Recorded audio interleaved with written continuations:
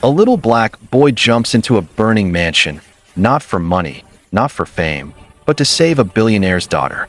But what he discovers inside changes everything: his life, his family, and his future.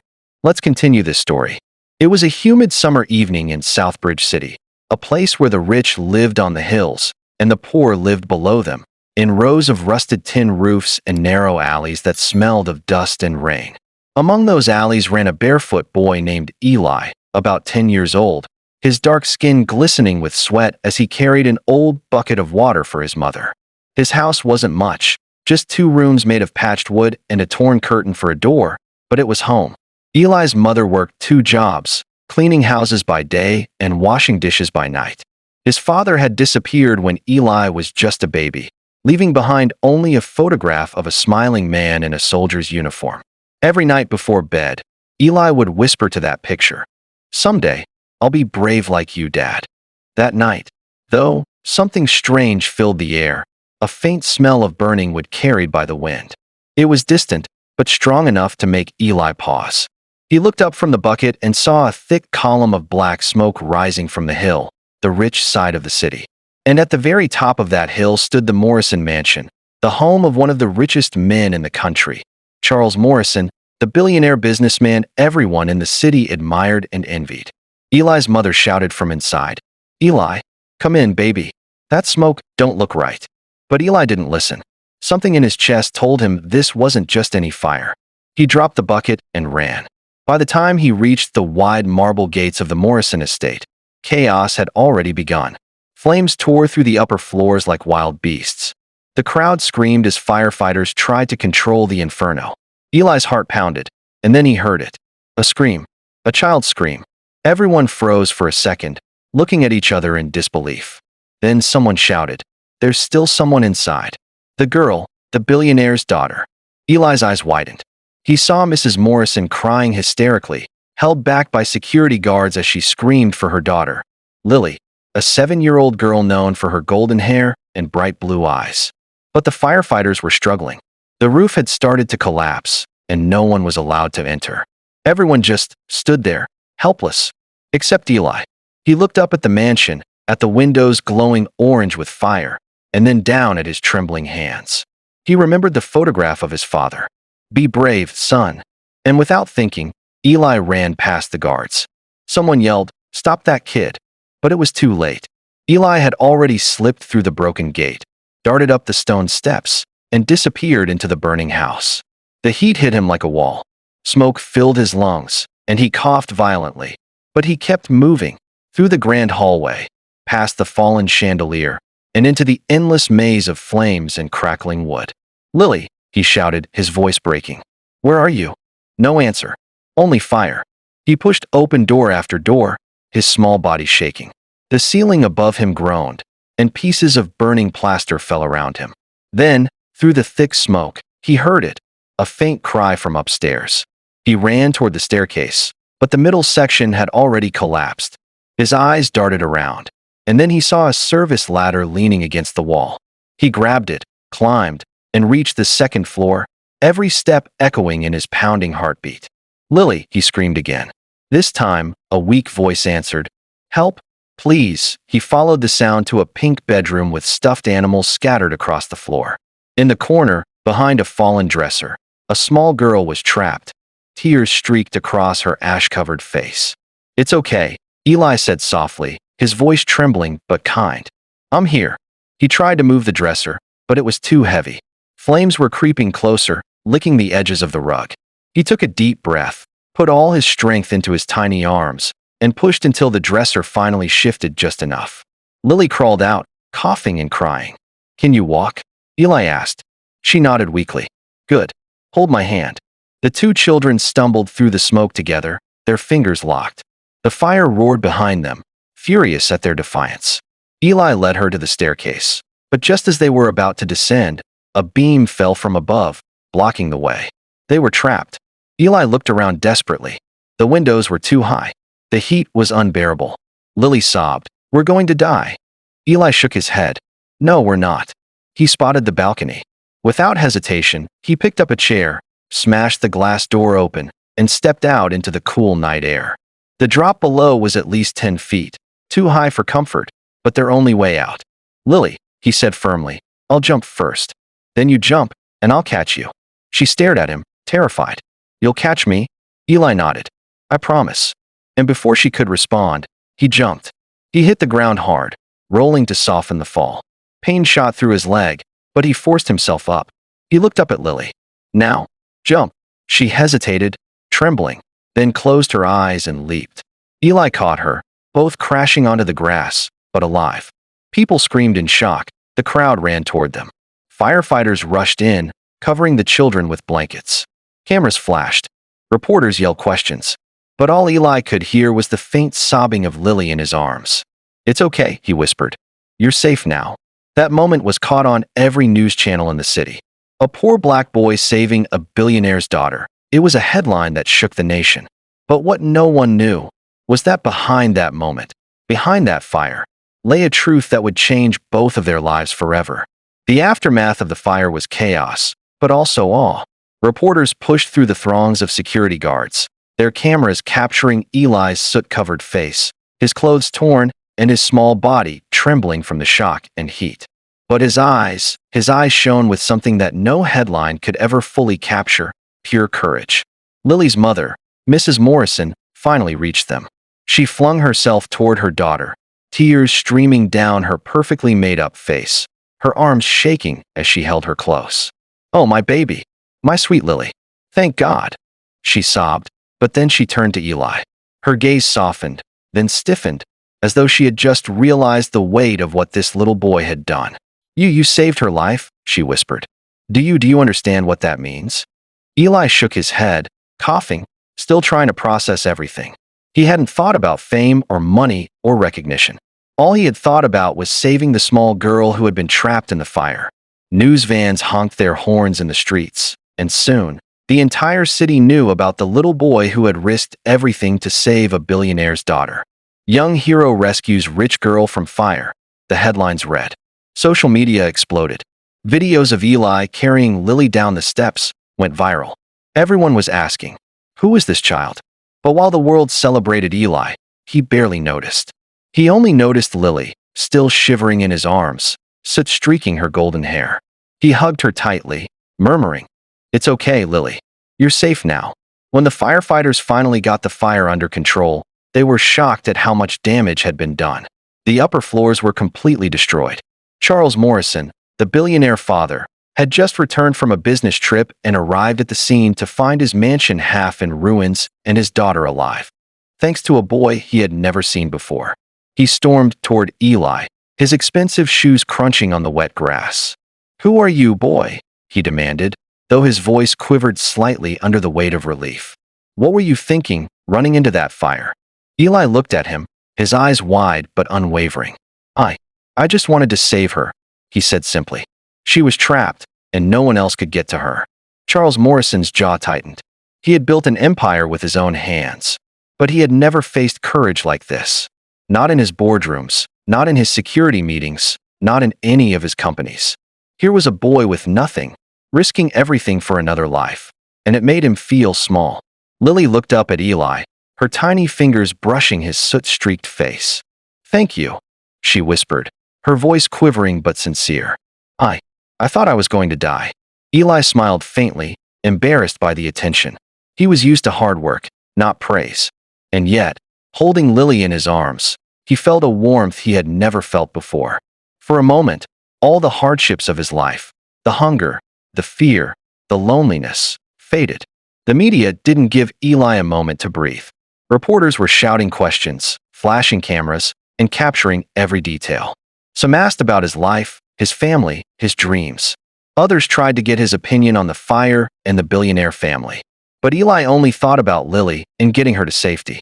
Soon, Charles Morrison, after a long pause, knelt down in front of Eli.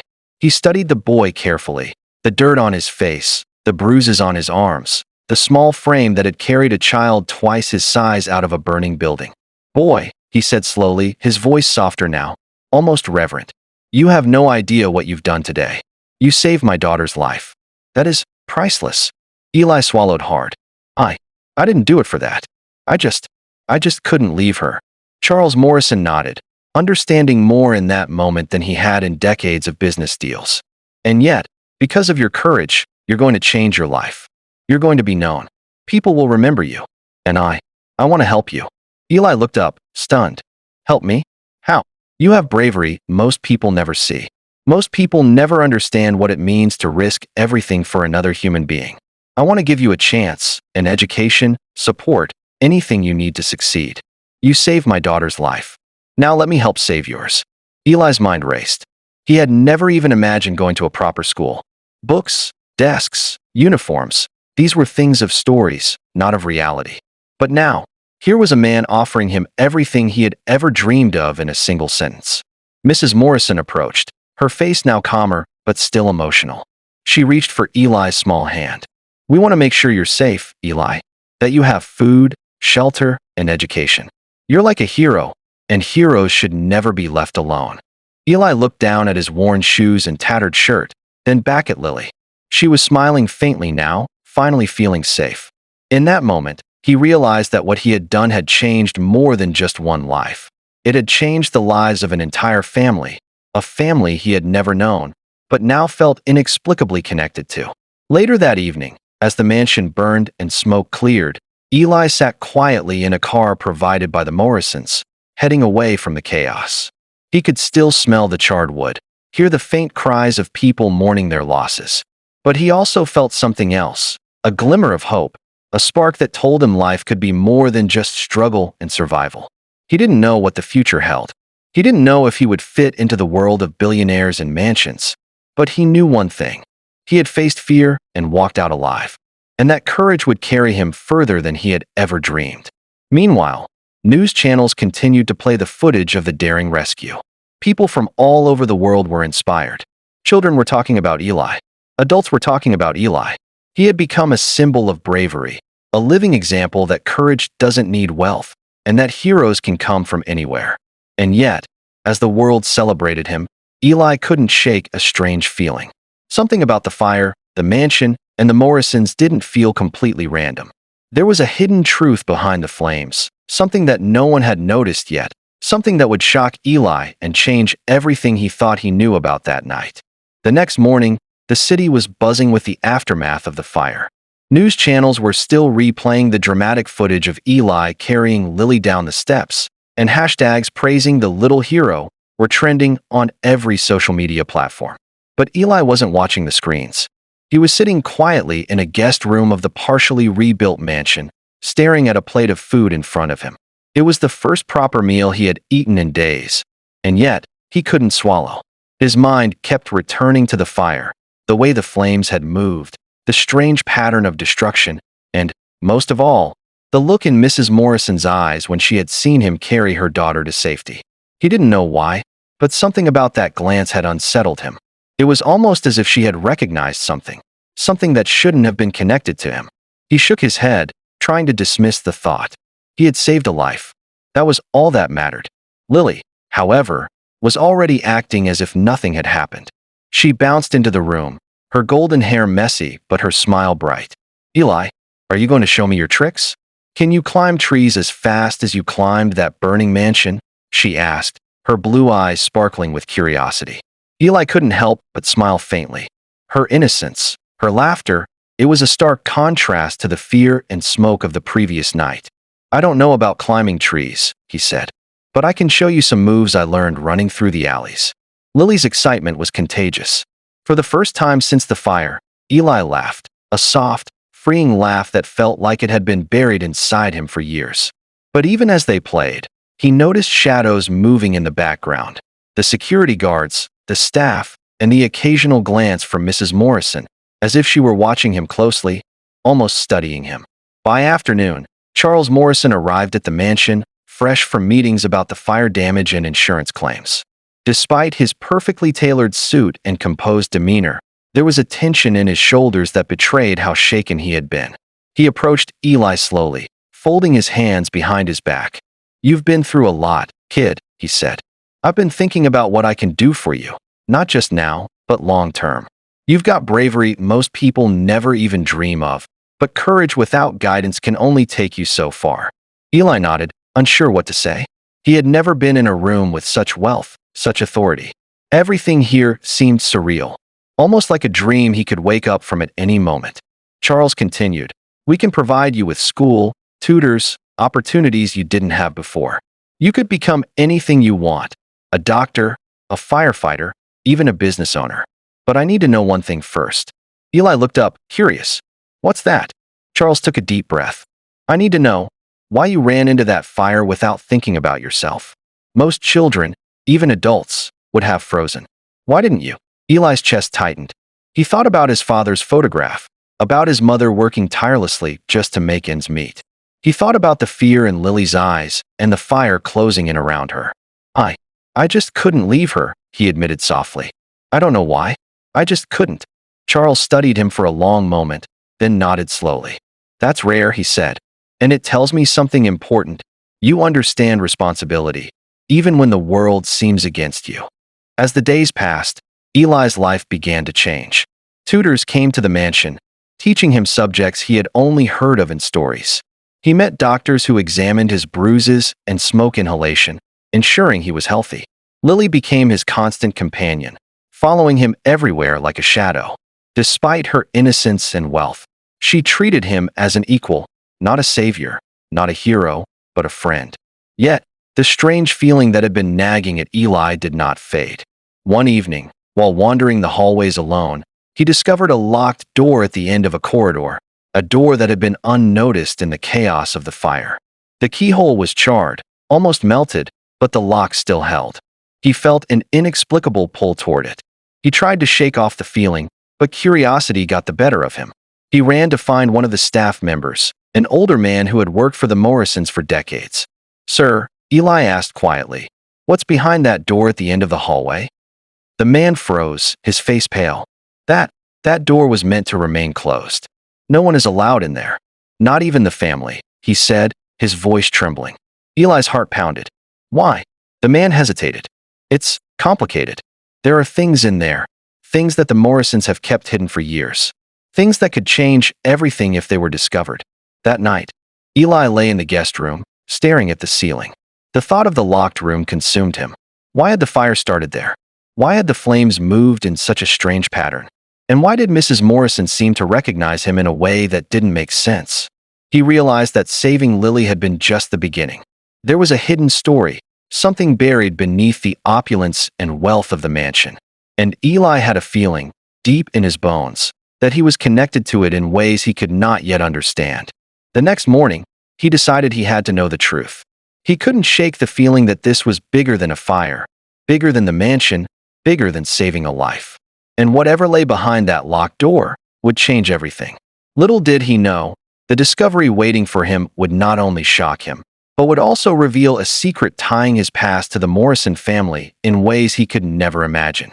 The truth was closer than he thought, and the next chapter of his life, a chapter filled with betrayal, revelation, and a twist that no one could predict, was about to begin. The morning sun filtered through the mansion's tall windows, casting long golden beams across the marble floors. Eli sat quietly in the corner of the grand hall, his mind racing. The memory of the locked door haunted him. He couldn't stop thinking about it. Its charred keyhole, the trembling staff member, and the way Mrs. Morrison had looked at him the night of the fire. There was something she wasn't telling him, something buried deep beneath the wealth and glitter of the mansion. He glanced across the hall and saw Lily skipping toward the garden, her laughter echoing softly. She was oblivious to the tension gripping Eli. For her, life was as it had always been, bright, playful, and full of privilege. For him, every shadow, every whisper in the mansion carried a question he couldn't ignore. Unable to resist, Eli quietly made his way toward the locked door. He knew he shouldn't. The staff had warned him. But curiosity, combined with an unshakable feeling in his chest, pushed him forward. He knelt beside the lock, running his fingers over the blackened metal. It was still hot from the fire, as if it held onto the heat of secrets long buried. He searched his pockets for anything to open it, and finally found a small hairpin from his sister's hair that he had kept. With trembling hands, he inserted the hairpin into the lock. He wiggled it gently, his heart pounding so loud he thought it might echo through the entire mansion. A click. The door shuttered, then slowly creaked open. Inside, the room was unlike anything Eli had imagined. It was dark and cold, a stark contrast to the fire's destruction outside. Dust floated in the air like tiny spirits, and the smell of old wood and forgotten years filled his nose. At first, it looked empty, but then his eyes adjusted, and he saw a collection of old photographs, letters, and documents scattered across a large desk in the center. He stepped inside, careful not to touch anything yet.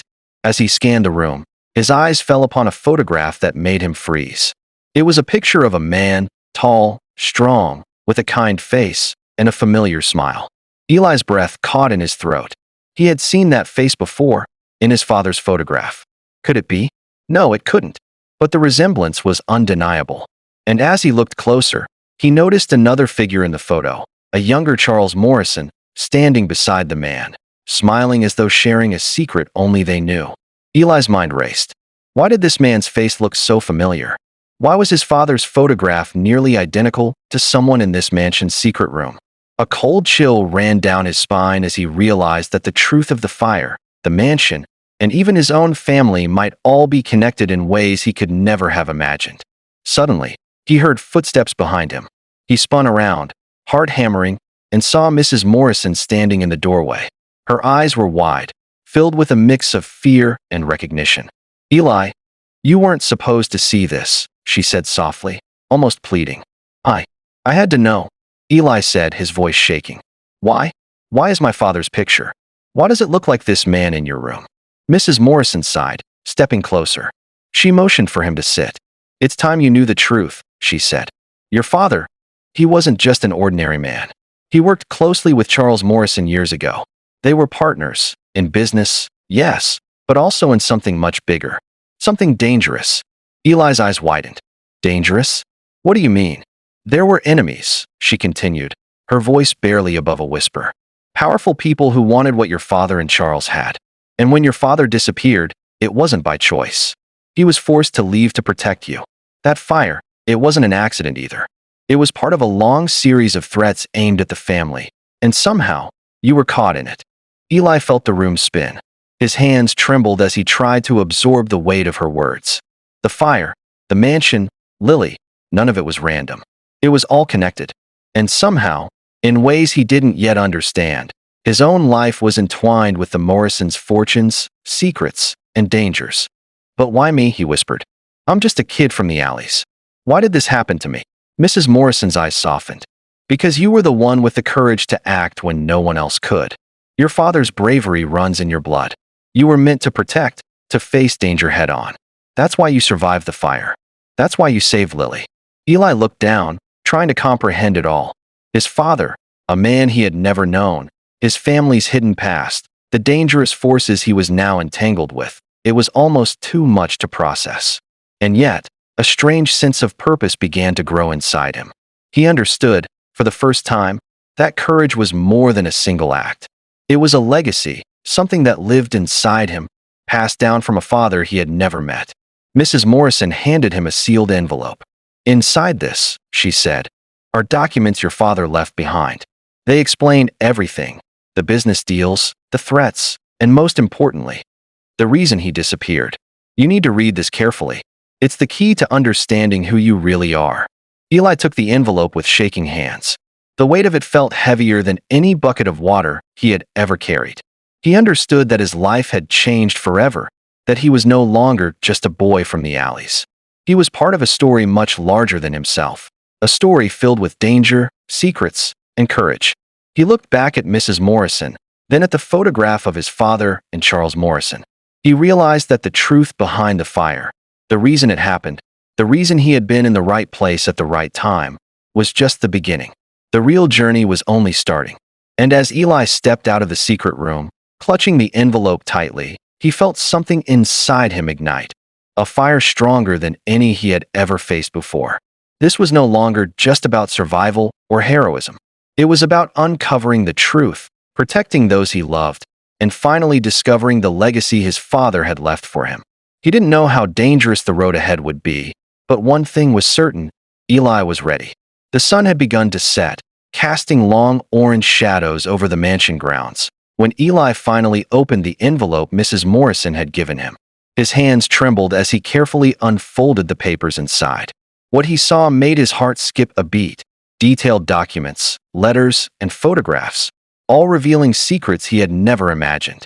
The first photograph was of his father, standing beside Charles Morrison, smiling like old friends.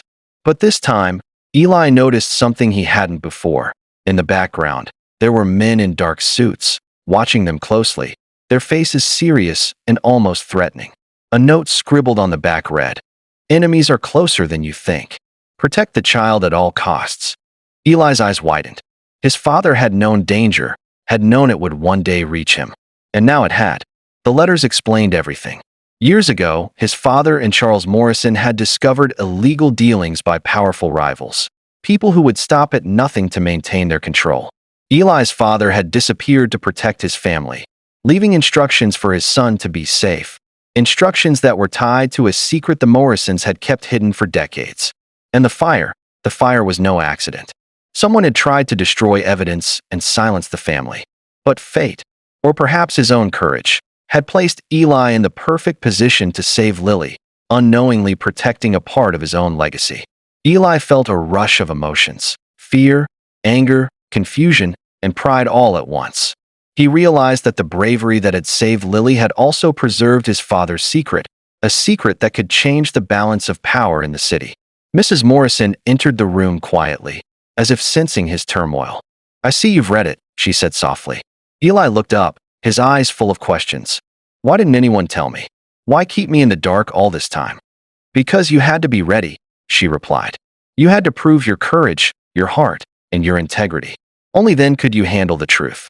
And only then could you face what's coming next." Eli swallowed hard. "What's coming next?" She paused. "There are people who want that secret gone. People who won't stop until they get it. But now that you know, you have a choice. You can run, stay hidden, or you can fight. Protect your family, protect what your father sacrificed for, protect Lily." Eli looked out the window, the city glowing below, and then back at the documents in his hands. He remembered the fire, the fear, the way he had held Lily and promised her safety. And he knew, without a doubt, that he could never turn away. Courage ran in his blood, his father's courage, his own courage, and now, the courage to face the unknown. Over the next few days, Eli worked with the Morrisons to understand the full scope of the secret. He learned about the rivals, the hidden evidence, and the people who had orchestrated the fire. He trained with security experts, learned to navigate the complex world of the rich and powerful, and discovered skills he never knew he had. Every challenge reminded him of that night in the burning mansion, when he had faced fear head-on and saved a life without thinking of himself. Lily became his closest ally. Though she was young, her intelligence and curiosity matched his determination. Together, they pieced together clues, uncovered hidden safe boxes, and learned the full story of his father's sacrifice. In her, he found not only the girl he had saved, but a friend who trusted him completely, someone whose life depended on his bravery and integrity. Then came the moment of confrontation. The people responsible for the fire, the men in dark suits from the old photographs, had come to retrieve what they believed was rightfully theirs. They underestimated Eli. They underestimated a boy who had risked everything for someone else, a boy whose courage had been forged in struggle and honed in the fire. Eli and the Morrisons faced them with evidence, courage, and strategy. The confrontation was tense, nerve-wracking, and dangerous. Threats were made, and secrets revealed. But in the end, justice prevailed. The enemies were exposed, their plans thwarted, and Eli's bravery became legendary not only because of the fire, but because of how he had faced the consequences afterward. Months later, Eli walked through the mansion gardens, a scholarship in hand, ready to start school, and a future wide open before him. His life had changed forever.